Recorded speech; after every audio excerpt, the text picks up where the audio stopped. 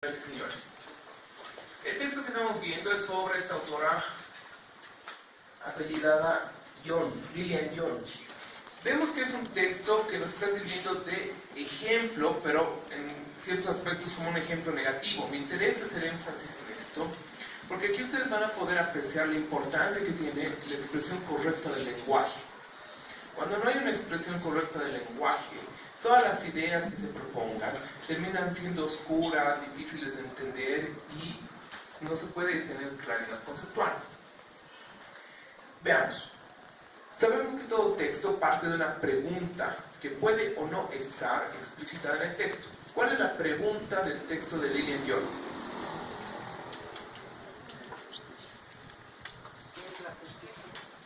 En general, exactamente, eso es importante. ¿Qué es la justicia para Platón? Platón es la delimitación, porque no vamos a hablar de la justicia en general, sino nos vamos a referir a la concepción que un filósofo tiene sobre la justicia.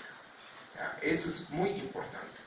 Es como cuando ustedes van a un juicio, ¿no? Y de pronto dicen, dicen que lo han matado a tal persona. ¿Pero quién dice? ¿Es válido? ¿Según qué argumentos? ¿Con qué evidencia? Etcétera. ¿Ya? Eso es importante, por eso siempre debemos tener en cuenta esta delimitación. ¿La justicia según quién? Bien. Si la pregunta es, ¿qué es la justicia de acuerdo o según Platón? La respuesta, ya sabemos, debe tener esta estructura. De acuerdo o según Platón, la justicia es esto o el otro. Vean, este va a ser el texto sobre el que les voy a tomar el control de lectura. Va a haber otro control de lectura. Y esto es importante porque entonces ustedes al leer el texto deben decir, ¿qué es lo que él me puede preguntar? Si yo fuese el docente, ¿qué preguntaría? Primer grupo de preguntas. Preguntas objetivas, es decir, preguntas que corresponden a datos que no varían. ¿Cuáles son los primeros datos que no varían y que tenemos en este texto? Exactamente, por ejemplo, nacimiento y muerte de Platón. Claro, hay discusión sobre esto, ¿no? Varían los años precisos, pero en este caso no es nuestro principal tema de investigación, entonces no lo vamos a poner como un tema de discusión abierta. Vamos a asumir esos datos como si fuesen más o menos verdaderos, ¿ya? Lo que sí puedo hacer es hacerles preguntas en torno a eso. Por ejemplo, ¿en qué siglo nació Platón? Siglo antes de Cristo. Siglo V antes de Cristo. ¿Cuándo murió? Siglo IV antes de Cristo. ¿Ya? Entonces yo les pregunto, por ejemplo, Platón nació en el siglo IV y murió en el siglo V. ¿Verdadero o falso? Falso. ¿Por qué falso?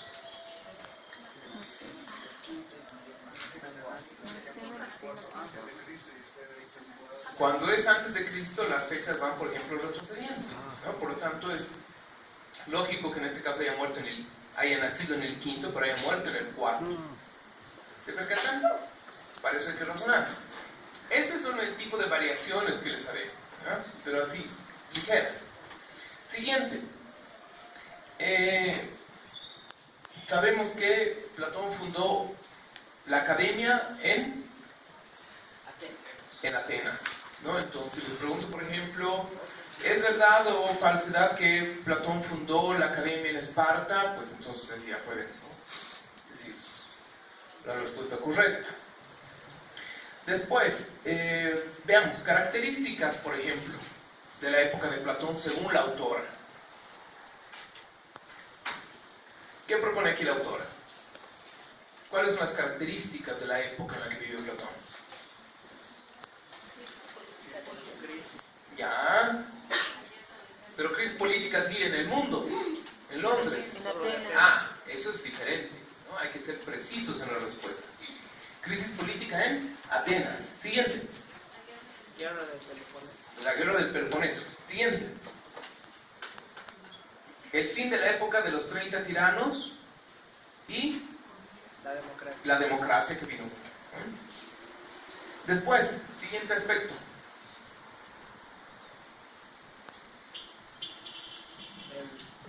Relativismo ético de los oficios. Exactamente, ¿no? Era una época además de fuerte relativismo ético. es donde comienza a establecerse la idea de que las normas morales, la justicia y demás son producto de una convención social. ¿No? Es una idea ya antigüita esa. Y por lo tanto es el surgimiento del debate sobre la base convencional o natural de la ley, que es lo que hemos mencionado y vamos a volver sobre esto, ¿no? La diferencia es si la ley proviene de la physis o del nomos. Viene de las costumbres, viene de la naturaleza. ¿Qué es lo que le da esta estructura social y legal al ser humano? Ese es uno de los debates que va a aparecer en esta época. Muy bien. Entonces vean que ahí tenemos, por ejemplo, preguntas así de características generales. Yo les voy a subir videos a la plataforma para que ustedes puedan ampliar, por ejemplo, qué era la guerra del Peloponeso, quiénes estaban en medio, dónde queda el Peloponeso, por qué ha sido importante, quiénes eran estos 30 tiranos, cuál es la democracia que después viene.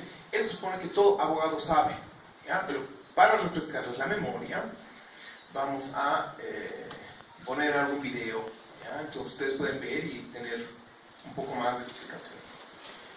Bien, aquí encontramos una diferencia de colores. ¿Por qué hay este uso diferenciado de colores?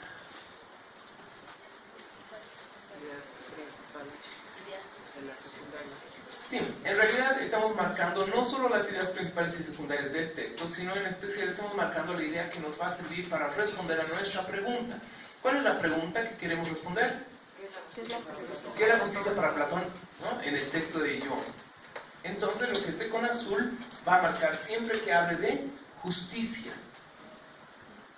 ¿Ya? Porque después cuando veamos esto de manera global vamos a ver que todas las partes marcadas con naranja corresponden a la justicia. Los demás términos serán contextuales, generales o secundarios. Bien, ¿cuál es la primera característica que la autora nos da sobre la justicia? Es un fundamento del orden social político. Exactamente, ¿no? Y vean, dice, la justicia en sí es un fundamento del orden sociopolítico. Primera idea, y esa debemos marcar así con claridad. Luego habla del eros, categoría ideal, la caracterización del filósofo, ¿no? Como alguien crítico de la realidad, ¿ya? Ese para con no tiene sentido, ¿ya? Esa doble preposición, ¿no? Uno no dice, voy a subirme a en el caballo. No, uno dice, me subo al caballo.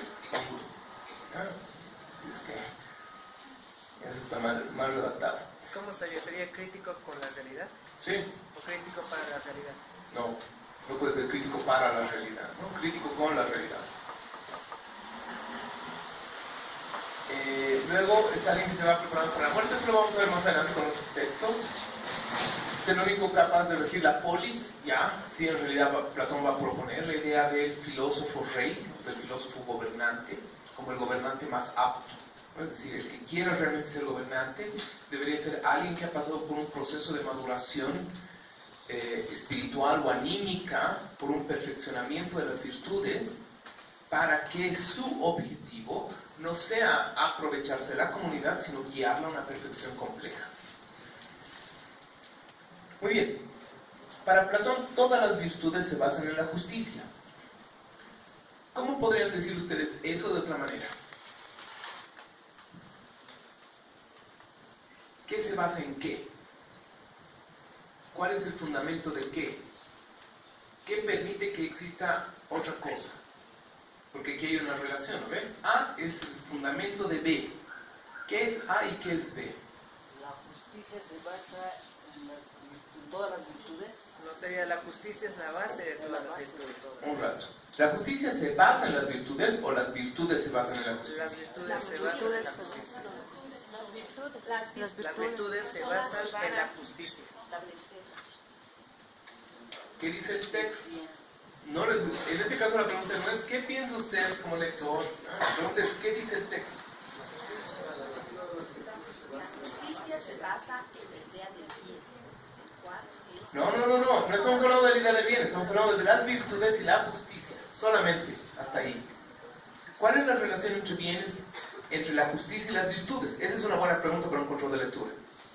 Según la autora, ¿cuál es la relación entre virtudes y justicia?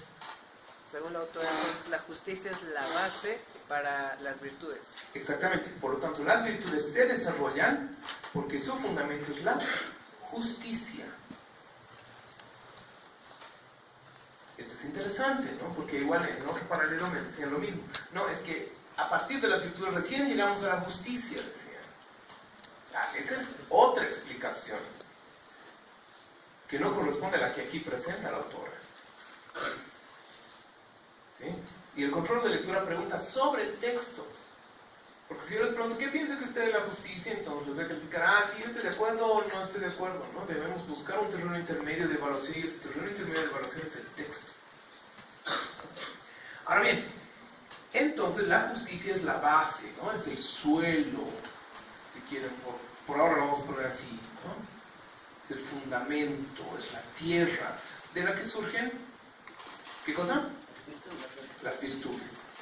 Vamos a ver que va a haber una relación de interdependencia, pero vamos a ver más adelante. Bien, siguiente. La justicia se basa en la idea de bien.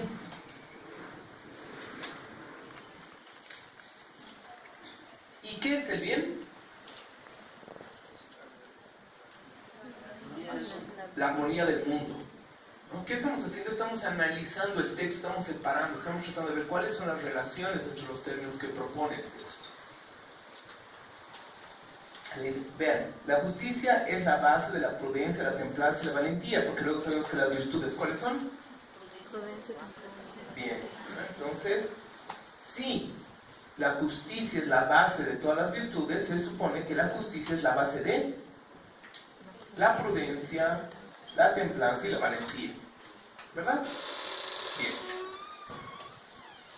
Segundo, la justicia se basa en la idea de bien. Y el bien es la armonía del mundo. ¿Hasta ahí? ¿Alguna pregunta? Ok. Nos ha presentado entonces a la justicia como la base de todas las virtudes. Y ahora nos ha dicho que las virtudes son tres: prudencia, templanza y valentía.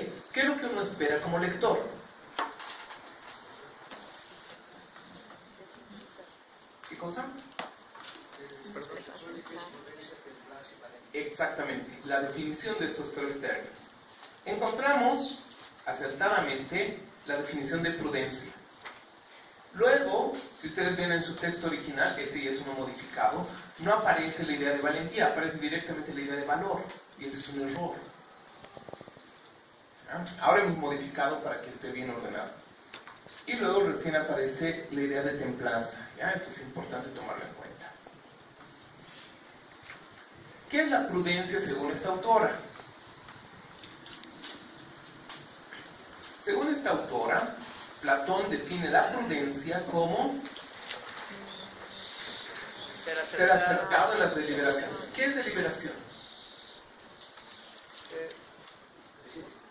Las decisiones.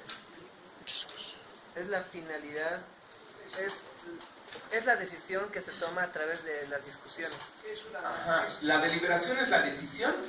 No, es un análisis para llegar a una decisión. Exactamente, por lo tanto, lo que es anterior, posterior, previo a la decisión. ¿Qué es ese carácter previo? ¿Qué son estas deliberaciones? Son discusiones. ¿Ya? Una deliberación es una discusión sobre pros, contras, argumentos a favor, argumentos en contra, aspectos positivos, negativos, que nos permiten después tomar una decisión y después lograr la resolución, ¿no? La acción práctica. Valga la redundancia. Deliberar entonces es discutir sobre las razones para tomar una decisión. ¿Qué podemos entender por ser acertado en las deliberaciones? Que de las deliberaciones tiene que salir una decisión justa. La mejor, la más correcta. Sería la persona que sea neutral, que no genere más discusiones, que su punto de vista sea el acertado por la mayoría. En una deliberación de todas las ideas sea la más acertada. El más correcto. Esto es interesante, ¿no? Porque la prudencia consiste en ser acertado en las deliberaciones, ¿no? Es decir, tomar en cuenta pros, contras, evaluar las posibilidades, tener un carácter casi de mediación, de aclaración, porque eso es lo que necesitamos cuando vamos a tomar una decisión, ¿verdad? Que las razones por las que las vamos a tomar sean lo suficientemente claras, que exista por lo tanto un nivel de mayor prudencia, mayor capacidad, ¿no? Evitar los extremos. Esto lo vamos a desarrollar más adelante.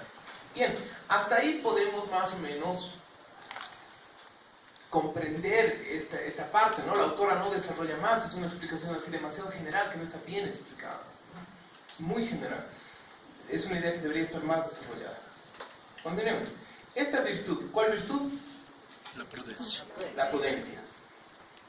Reside en el Estado. Ajá, esto es interesante. ¿Quién es el sujeto de la prudencia? El Estado. Mediante los Magistrados. Los magistrados son los encargados de ser prudentes. Los magistrados deberían tener como mayor virtud la prudencia. ¿Y qué es la prudencia? La capacidad de realizar deliberaciones acertadas, de tomar buenas decisiones a partir de discusiones sumamente meditadas. ¿Eh? Esto es interesante. Este va a ser el ámbito más alto dentro de las esferas de organización política de Platón. Los magistrados deben ser virtuosos en la deliberación. En términos musicales, por ejemplo, ¿a quién llamamos virtuoso? ¿Tiene buen oído? Al que sabe tocar muy bien un instrumento, ¿verdad? El que es muy bueno, no sé, con el charango, la guitarra, etcétera, es un virtuoso, decimos, ¿no? De las cuerdas. ¿En qué consiste ese virtuosismo? En el dominio sobre el instrumento. En el dominio sobre el instrumento, muy bien dicho. ¿No? Y eso se logra por una constante ejercitación. Entonces se supone que los magistrados son aquellos que dominan el instrumento de la deliberación como resultado de constantes prácticas de perfeccionamiento. Y esto tiene, creo, resonancias hasta la actualidad. Bien, siguiente punto, la valentía. La valentía corresponde al valor, ¿no? La autora comienza directamente con el valor. El valor es defender a la ciudad, el cual recae, ¿no? El valor, ¿no? La valentía recae sobre los guardianes, es decir, está hablando aquí sobre la casta militar griega. Si los magistrados se caracterizan, o los políticos se caracterizan por la prudencia, los militares deben caracterizarse por Valentía. la valentía. Deben ser valientes. ¿Y en qué consiste la valentía, dicen? En Defender la ciudad. Defender la ciudad. la protección de la ciudad. Esto lo vamos a ver más adelante, ¿no? Los magistrados aparecen como una cabeza prudente. Los militares aparecen como los brazos potentes que cuidan la ciudad. Y el tercer grupo es el pueblo en general. El ideal que debería tener, la mayor virtud a la que debería llegar el pueblo es la tercera virtud. Esta es la templanza. ¿En qué consiste la templanza? Ser dueño de uno mismo. Es una expresión maravillosa, ¿no? ¿Quién no es dueño de uno mismo, por definición? El esclavo no es dueño de sí mismo, ¿no? Otro es dueño de una persona y ese otro es el amo, ¿no? Y el que es objeto para otra persona es un esclavo, no tiene dominio sobre sí mismo, no tiene control sobre sí mismo.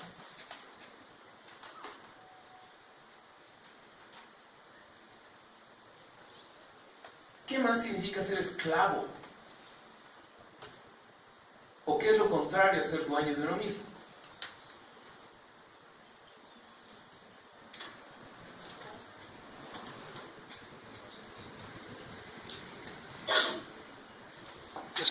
persona tiende a ceder fácilmente a sus pasiones o instintos y no tiene, digamos, un control racional de lo que hace, de lo que...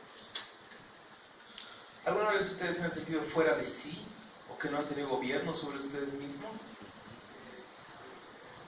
En ese momento el ser humano se degrada, se pierde, se envilece, degenera. Y lastimosamente creo que vamos a tener muchos ejemplos este fin de semana.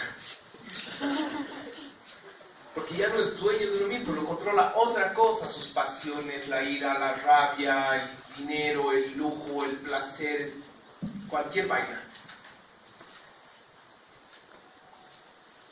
El ideal del pueblo, lo que el pueblo más debe cultivar y a lo que más debe aspirar es a ser dueño de sí mismo, a ser templado. El que no es templado es el que siempre está gritando, molestando, excediéndose. Templado. De los instrumentos también se dicen que hay cuerdas que están templadas. ¿Qué significa que una cuerda esté templada? Que esté afinada. ¿Qué significa que algo esté afinado? Armónico. Que esté en la nota correcta. Si está en la nota correcta, permite que exista armonía. ¿Y qué es la armonía? Es orden, proporción. Y ya ustedes, mis soldados del pensamiento, ya pueden hacer la conexión. Orden, proporción, eso les lleva a la idea de Justicia. orden, proporción, estar afinado, La justicia. armonía, eso les lleva a la idea de Justicia. justicia. Y también de paz, ¿no? Claro está. La justicia es que cada uno haga realmente lo que tiene que hacer y atañe a toda la polis. Ser un virtuoso significa de alguna manera estar afinado en la nota precisa. Si los políticos están afinados, ¿no? Por decirlo así, en la prudencia y son buenos para tomar las deliberaciones. Si los militares están afinados en su valentía y son capaces de cuidar al pueblo, y el pueblo está afinado de tal manera que es capaz de mantenerse como dueño de sí mismo, entonces, ¿qué aparece en la polis o en la sociedad? La justicia. Pero en síntesis, entonces, como que estaría equivocado porque de las tres virtudes está llegando a edificarse la justicia. De las tres virtudes se está edificando. Y no como lo propone de la justicia. ¿En qué consiste una virtud? En hacer práctica dicho... ¿Qué tipo de práctica? O sea, en hacerlo real esa virtud. Es decir, como que un valor lo No, llevo a la un práctica. ratito. Usted me está diciendo que la virtud es hacer real una virtud. No. Es hacer práctica, está más relacionada con practicarla, que ¿Qué es cosa? simplemente el mismo hecho, el mismo ¿Cuál valor, hecho? el valor mismo. ¿Cuál valor? Como lo decía, la valentía, por ejemplo, o por decir o la prudencia, Valentía. hacerlo práctico, hacerlo real. Valiente es aquel que, por ejemplo, se levanta y dice, usted me ha mirado mal, va y le pega un puñete. ¿Ese es un valiente? No, valiente es aquel que puede vencer a sus miedos. ¿Dónde dice eso? ¿De dónde está sacando eso? Usted Usted utiliza lo que dice el pueblo, ¿no? Eso no es filosofía. Sí, es un ejemplo. Quedémonos con el ejemplo. Es un ejemplo. ¿Valiente es el que ahorita se levanta y va y le pega al otro? No. No, ese es un temerario. No tiene miedo a nada. Ese no es valiente. O es valiente en exceso y deja de ser virtuoso. ¿Ya?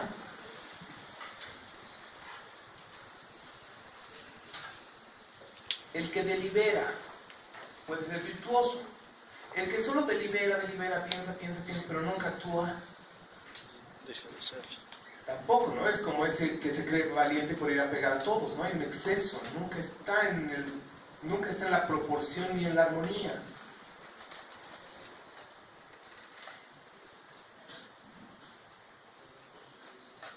El que trata de ser dueño de sí mismo y se contiene demasiado, nunca dice nada o se aguanta todo, es un exceso también. Como el que suelta y dice todo y hace como le da la gana. En cada una de las virtudes hay una práctica de justicia.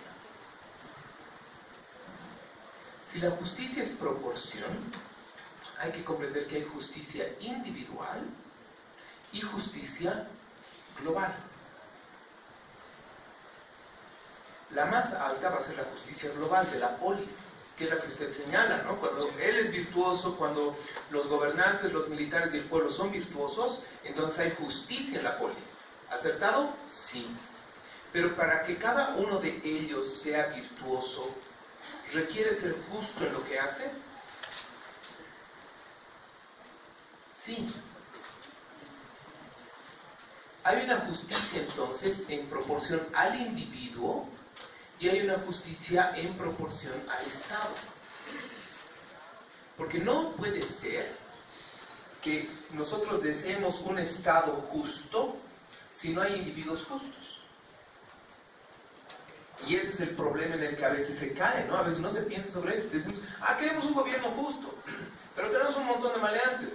No importa, de alguna manera se va a volver algo justo. En el pensamiento de Platón eso es imposible. Para que exista un gobierno justo, todos los integrantes deben ser también justos. Por eso es que la justicia es trascendente, es decir, atraviesa los límites, pasa por el individuo, pero llega al Estado completo. La justicia es para el individuo, debe ser para el individuo una virtud, pero debe ser también el resultado de la globalidad. ¿Me dejo entender? La justicia se da en dos planos, en el individual y en el político general. Hasta aquí una pausa, por favor.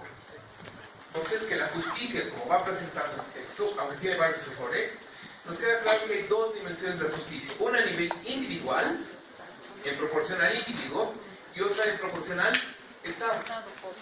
¿Sí? ¿Por qué? Porque la virtud, la práctica de la virtud ya es un tipo de justicia. ¿A quién llamamos un hombre justo? A un hombre virtuoso. Si la justicia solo se produjese en el Estado, no podríamos decir que una persona es virtuosa. Y viceversa. Si la justicia fuese solo para el individuo y no para el Estado, no podríamos aspirar a un gobierno justo o a una organización justa. Así como un instrumento cuando está bien templado y cada una de las cuerdas toca la nota que debe tocar y al tocarlas todas se produce una armonía, de la misma manera cuando los integrantes de la sociedad son personas justas o virtuosas, el gobierno entero pasa a ser también justo.